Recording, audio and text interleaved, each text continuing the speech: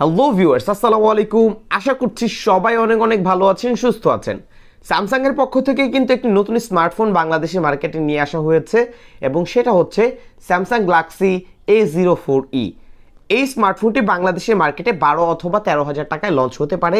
Exactly এখন পর্যন্ত প্রাইসটা জানতে পারিনি, তবে জানলে অবশ্যই এই ভিডিওর ডেসক্রিপশন বক্সে দিয়ে দিব, সেখান থেকে চেক করে দেখে নেবেন। স্মার্টফোনটি আমাদেরকে অফার করছে 3GB র্যাম 32GB রম। স্মার্টফোনটিতে আমরা 5000 mAh ব্যাটারি পাচ্ছি। এছাড়াও আরও কী কী পাচ্ছি সব কিছুই আজকের ভিডিওতে পুরোপুরি আলোচনা করার চেষ্টা করব এবং এই স্মার্টফোনটি এই মুহূর্তে আপনাদের জন্য কেমন হবে সেটাও জানতে পারবেন। সো কথা বাড়তে চাচ্ছি না, আপনারা দেখছেন আপনাদের প্রিয় channel JK tech BD YouTube channel. আজকের ভিডিওটি স্পন্সর হচ্ছে মোবাইল অ্যান্ড গ্যাজেট হাট ফেসবুক পেজ।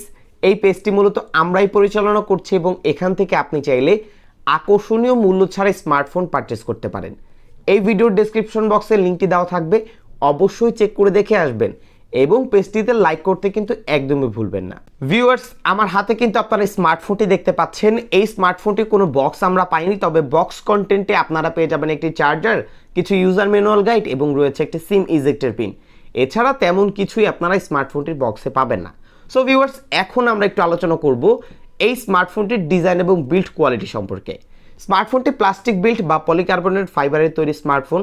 দেখতে স্মার্টফোনটি কি বেশ ভালোই লাগছে এবং এই স্মার্টফোনটির বেশ কিছু কালার ভেরিয়েন্টে আপনারা অ্যাভেলেবেল পেয়ে যাবেন।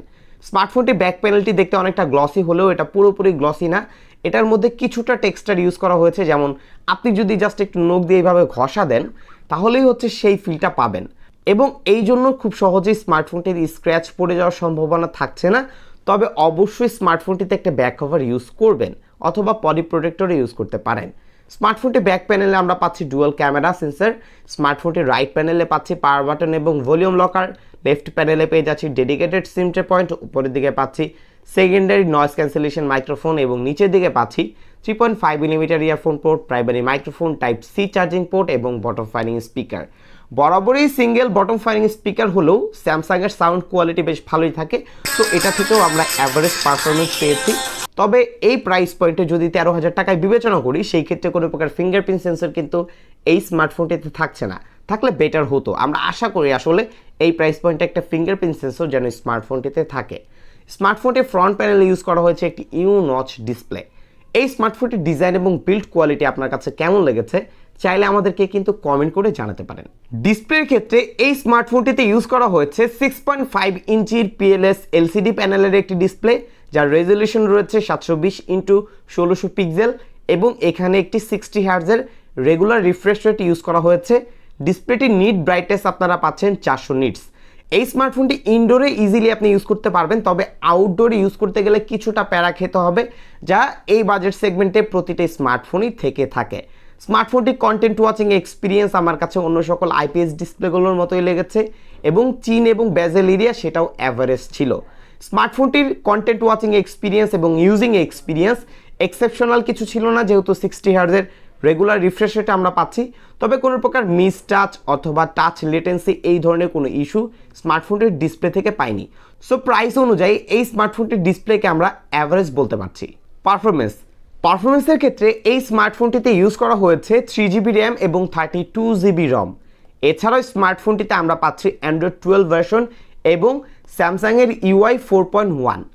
এই স্মার্টফোনটি ইউজিং এক্সপিরিয়েন্স এবং র্যাম ম্যানেজমেন্ট আমার কাছে অ্যাভারেজ লেগেছে 3GB র্যাম হিসেবে। হ্যাঁ, নর্মালি যে অ্যাপগুলো আছে সেগুলো খুব ইজিলি ইউজ করতে পারছিলাম এবং অ্যাপগুলো সোয়াইপ করে করে ইউজ করা যাচ্ছিল, 4 থেকে 5টি অ্যাপ অথবা 6টি অ্যাপ।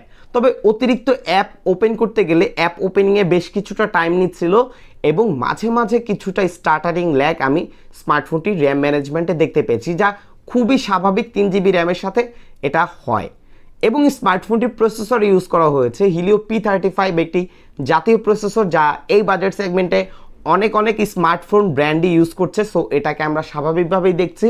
স্মার্টফোনটির মধ্যে আপনি চাইলে নর্মালি যে গেমগুলো আছে সেগুলো খেলতে পারবেন, বাট আমরা স্মার্টফোনটিতে ফ্রি ফায়ার খেলে দেখেছি, সেখানে মোটামুটি স্টেবল পারফরমেন্স পেয়েছি, কিন্তু মাঝে মাঝে অনেক ল্যাগ করছিল, যা লং টাইম খেলতে গেলে ল্যাগ করবে, খুবই স্বাভাবিক। P35 প্রসেসরে আমরা এই বিষয়টি খুব ভালোভাবেই লক্ষ্য করি এবং স্মার্টফোনটি যারা বেসিক ইউজার আছেন, অনেকে আছেন সোশ্যাল মিডিয়ার ইউজের পাশাপাশি আপনার বেসিক কাজগুলো করতে চান, অফিস ওয়ার্কের কিছু কাজ থাকে সেগুলো করতে চান, সো তাদের জন্য এই স্মার্টফোনটি মোটামুটি একটি অ্যাভারেজ পারফরমেন্স দিতে পারবে। বাট আপনি যদি একজন হার্ডকোর ইউজার হয়ে থাকেন সেই ক্ষেত্রে অবশ্যই স্মার্টফোনটিকে অ্যাভয়েড করবেন, না হলে আপনাকে পরবর্তীতে ভোগান্তি পোহাতে হবে অথবা মাঝে মাঝে এরকম ল্যাগ ফ্রেম ড্রপের সাথেই স্মার্টফোনটিকে ইউজ করতে হবে। ক্যামেরার ক্ষেত্রে এই স্মার্টফোনটির রেয়ার প্যানেলে ডুয়াল রেয়ার ক্যামেরা দেওয়া হয়েছে, যার মেইন ক্যামেরাটি হচ্ছে 13 মেগাপিক্সেল এবং আরও একটি সেন্সর রয়েছে।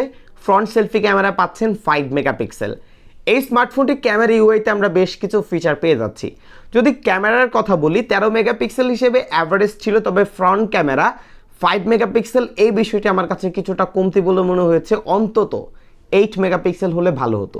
যাই হোক, এই স্মার্টফোনটি দিয়ে বেশ কিছু ছবি আমরা তুলেছি, আপনারা দেখবেন এবং কমেন্ট করে আপনাদের মতামত জানাতে কিন্তু একদমই ভুলবেন না।